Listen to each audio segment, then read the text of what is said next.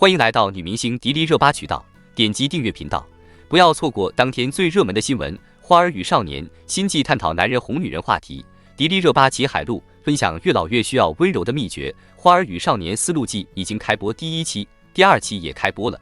姐姐们和弟弟们看来年龄还是不一样。齐海陆晚上很困，但弟弟们还想玩。其实可能是照顾大家的情绪，来一趟什么都不玩，似乎不划算。后来离开丽雅，得到了另一个城市，节目组安排了很好的酒店，姐姐们都很高兴。但王安宇和胡先煦犯愁了，认为节目组订了很高级的酒店，接下来他们订的酒店会很麻烦，因为之前齐海陆表示不是很满意。其实经费有限，能够订到很好的酒店也是困难。最后大家还是开了一个小会，关于下一站的房间预订，迪丽热巴建议大家一起选，这样都没有包袱，这个问题解决了。两位弟弟们也是很开心。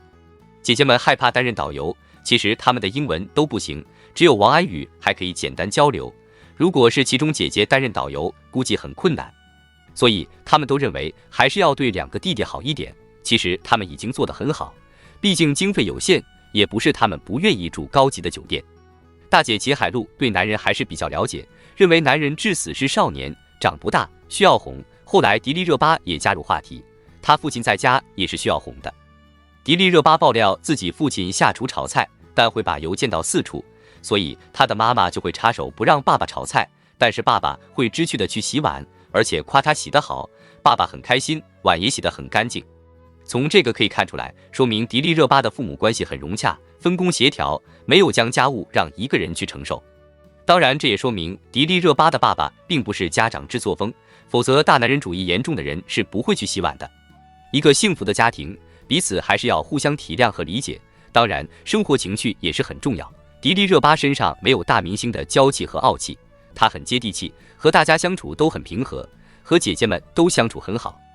齐海陆也分享和老公王新军的相处之道，表示自己不想干的事就放给老公，让老公觉得有需要的感觉。的确彼此还相爱的人会考虑对方的感受，如果没有感情，那可能都懒得搭理。齐海陆和王新军育有一子，齐海陆的演出机会可能要多一些，以前一起录制过《妻子的浪漫旅行》，夫妻关系还是很不错。王新军很宠齐海陆吧？齐海陆和迪丽热巴都分享了对男性的态度，但秦岚没有发声。大家都知道她和魏大勋正在热恋中，难怪秦岚表现得很兴奋，一直在节目中说个不停，性格也很开朗，感觉是爱情的力量让她变得很快乐。一直以为她是一个高冷的女星，想不到她在节目话很多，虽然夹子音也是要一直说。秦岚其实是东北人，她的性格里应该有东北人热情豪爽的一面。迪丽热巴最近透露了一段家庭生活中的温馨小故事，让人更加喜欢她和她的家人。她爆料说，她的父亲会下厨炒菜，但经常会将油溅到四处，于是她的妈妈会干预，不让父亲炒菜，但父亲会主动去洗碗，并受到夸奖，父亲感到非常开心，碗也洗得非常干净。这个小故事揭示出迪丽热巴的家庭关系非常和睦，充满了协作和温馨。家庭成员之间的分工协调，没有将家务责任全部交给一个人承担，展现出了家庭中的平等和互相尊重。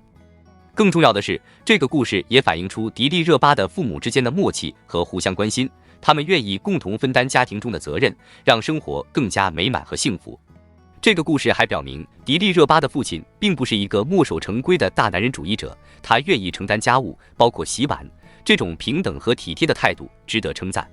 迪丽热巴的家庭生活成为了一个窗口，让人们看到了她幸福的一面，也为她的亲和力和温暖的性格增色不少。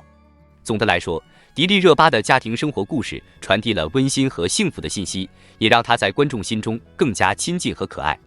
希望她的家庭一直充满快乐和温馨。感谢您观看视频。